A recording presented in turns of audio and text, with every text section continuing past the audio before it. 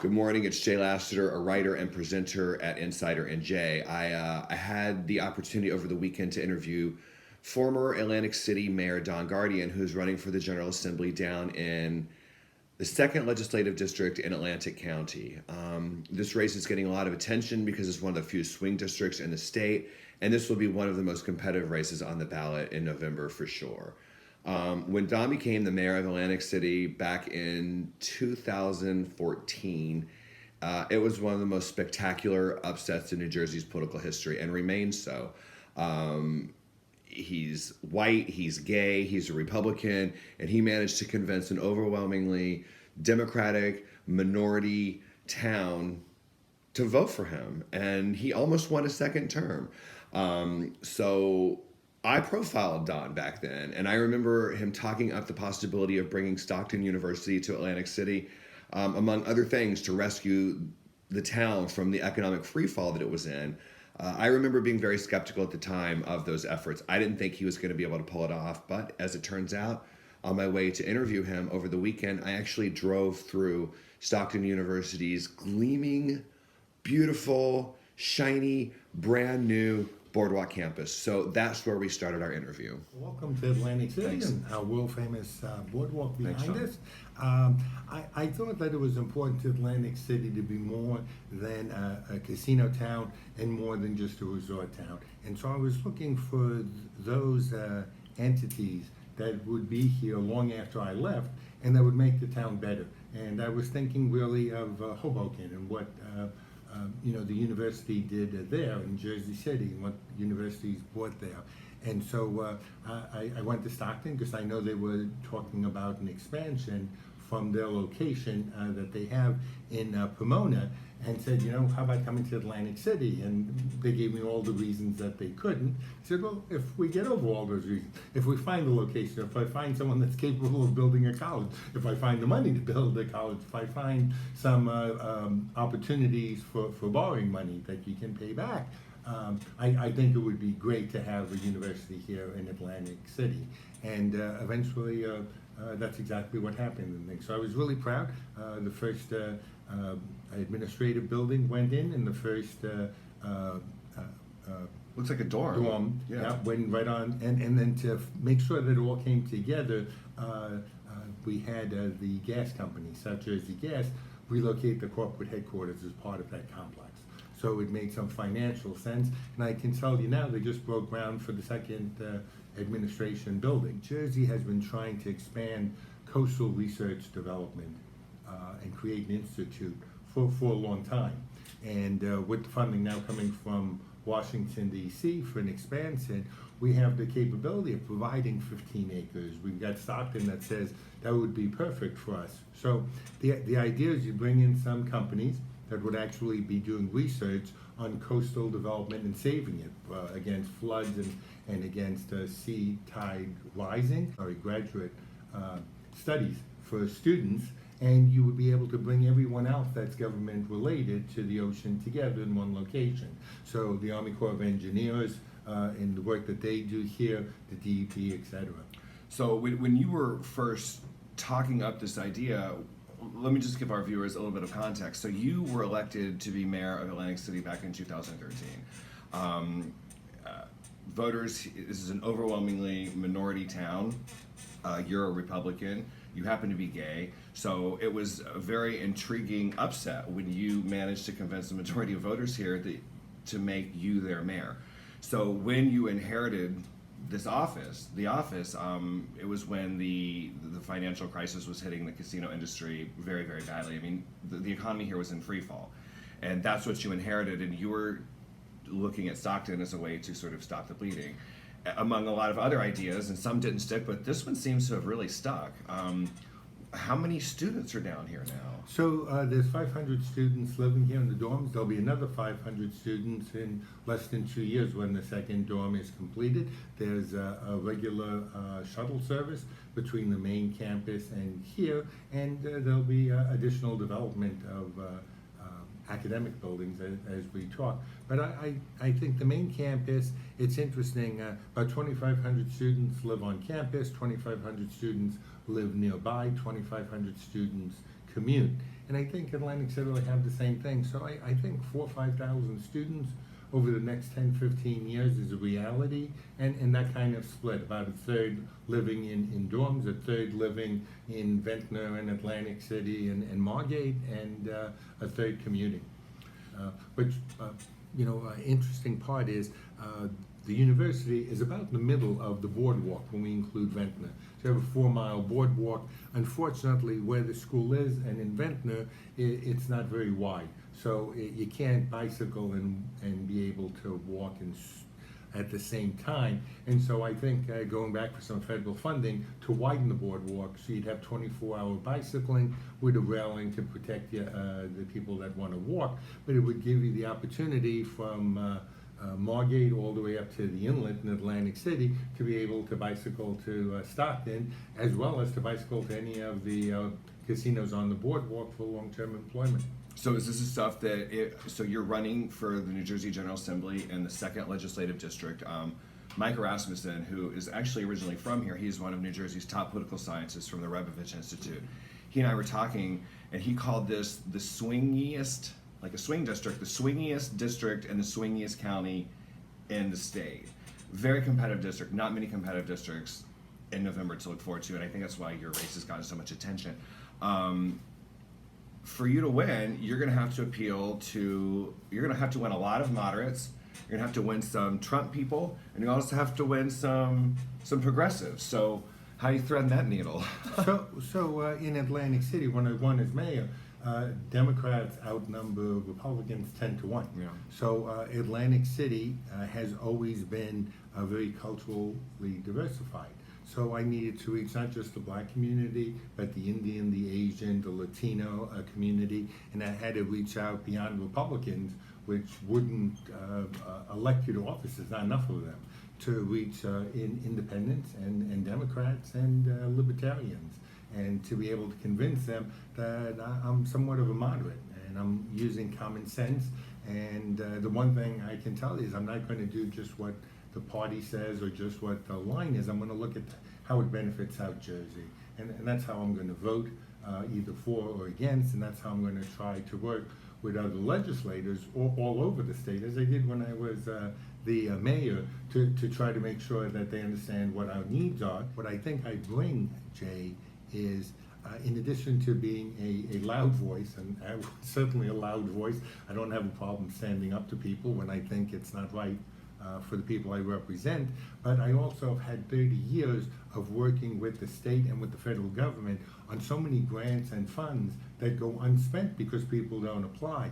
And so with the 17 municipalities, I really want to work with those mayors and councilmen. And if they need money to repave roads, if they want a bigger say in what the Pinelands Commission is saying the restrictions are for those towns, if we're talking about CAFA regulations here along the shore. What's the CAFA regulation? That would be coastal environmental Gotcha. protection, that it makes it very difficult to do anything along the shore.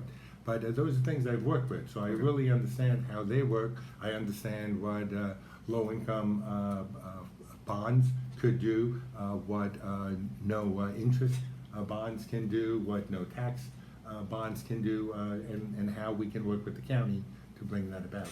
We're living in a country that is very gripped by a lot of racial tension and animosity, and we're at a critical, I think, reckoning point, to sort of deal with this. What lessons do you have to share, having built novel bridges in places nobody had built bridges before, like with the rest of us? Because I think America's hurting. But when I was mayor, it was important to try to bridge the gaps that I could. And so I had a great police chief. We needed to solve crime, to reduce crime, but we also needed to make the police department, fire department better reflective of the community, i.e. bringing in more blacks, Latinos, Indians, and Asians. And my first week with the police chief, I said, I'm going to do what no other mayor has done. I'm never going to ask you to hire someone. I'm never going to ask you to fire someone.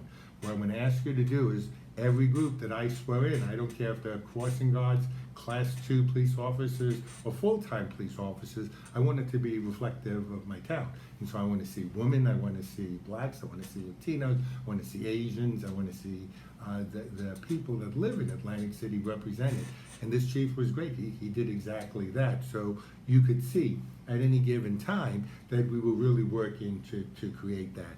At the same time, you had to say, well, so what do people, especially low-income people, need in life to help bring their children up? Because it takes a village, and our basketball courts were so bad that the ball would literally ricochet on the cracks out into the...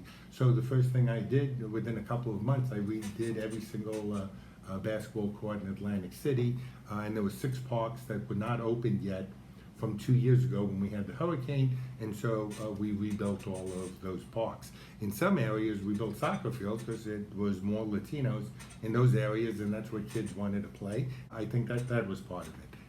On a personal basis, I knew that I had to better understand what the issues were being black as opposed to being white. And so one Sunday a month, I went to my home church, St. Nicholas of Tolentine. I went to Mass there, but the other 3 times I went to a different church. And so about 30 churches in Atlantic City I visited once or twice a year. So every Sunday I was in a different church. And in Atlantic City, the quality of life improves based on your pastors, especially of black churches. So they were incremental in how to improve the quality of life and know what the issues are. And so they were finding housing, they were helping people with their utility bills, they were helping people with food, they were helping people with jobs. And so it was very important to me to reach out to black pastors in particular, because they really were the background of the community. And then try to attend civic association meetings and find out what people were asking for.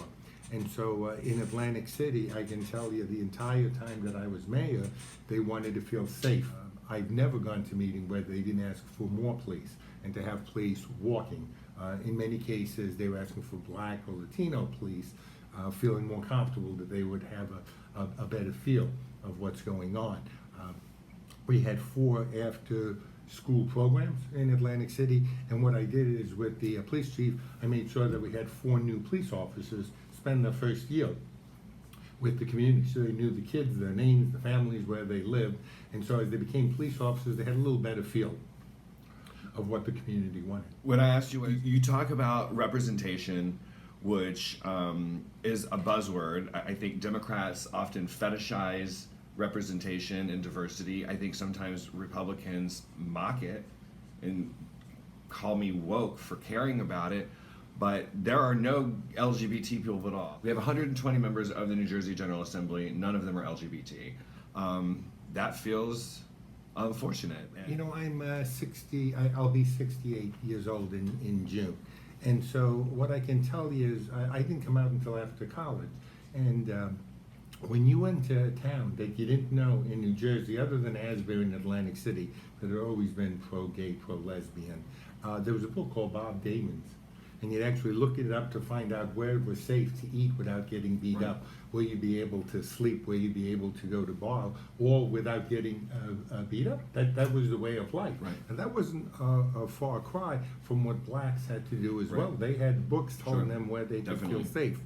Or you would look for the rainbow flag, which now people put the rainbow flag out because they want gay people to have money to spend their money there. But as a kid, that meant that it was safe, that it was either gay friendly or gay owned. So that's where we were coming out.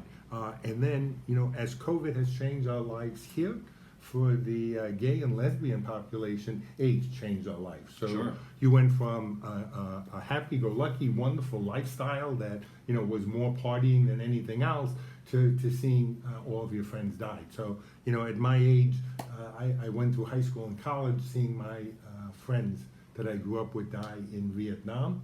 As that ended now, here my gay and lesbian friends were dying of AIDS before we got the first triple dosage of different vaccinations, and that really changed. You went from Definitely. knowing someone, and 3 months later you didn't recognize them, and 3 months later they were dead, and not being able to find a church that would actually allow them to have a funeral process. And then, within a year, these drugs actually kept you alive. Miracle, definitely. And they were a miracle. So that's the history of a change. So now what happens in things? Gays and lesbians, the LGBT community, is certainly very much a part of society. And for the first time, we're allowed to come out and say, yes, we are gay or lesbian. Yes, we're trans. Yes, we're bi. And that we're part of your everyday life. And as you look around, people that you went to school with, people that you work with, and people in your neighborhood, they represent our family. And we're good citizens, and have good character, and we're adding to the community, and we're working, and we're paying taxes, and we're serving as leaders for our kids, and volunteering at our faith-based organizations, and we're not a whole lot different than anybody else. We're just asking for equality. And we're fighting that just as you fight everything else. So there's always good, there's always bad. It's the best of times, it's the worst of times. Nothing ever changes as we go through, but it's important for us to fight for it. So I think as a gay man, I have to fight for my family of LGBT members, and I have to fight for any other injustice that I see going on.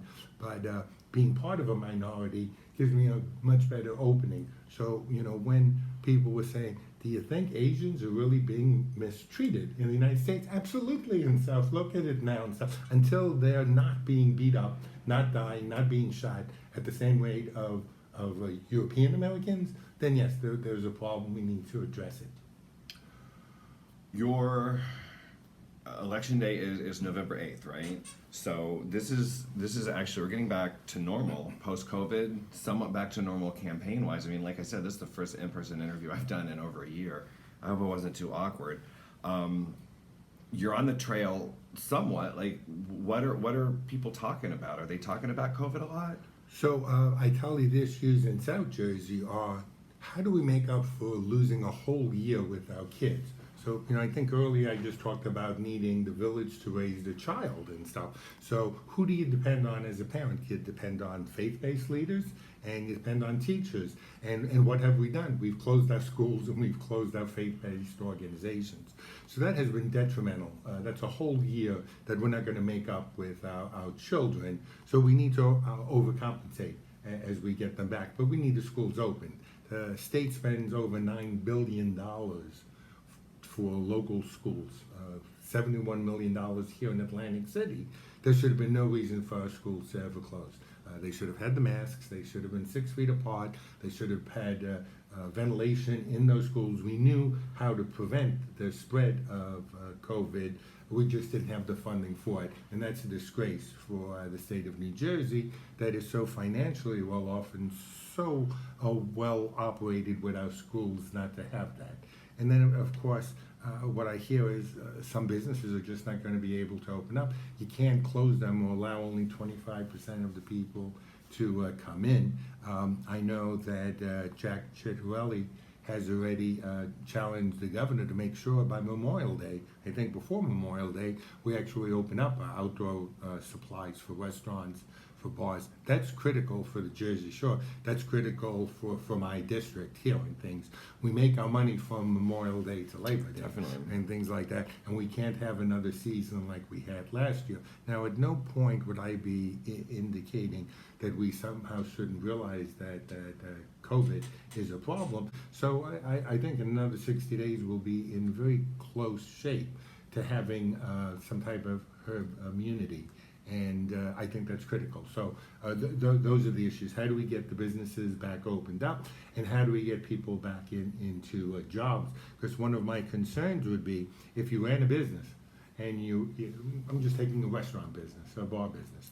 If you're able to do about the same business with 9 employees instead of 24 employees, because everyone is using their app to order the food, to pay for the food, and to leave the tip, and so all they're doing is actually serving you, how do we get those businesses to bring back people? Or if we can't bring those people back, how do we create new jobs that are going to be available for New Jersey residents? So I think that's a critical, those are critical issues.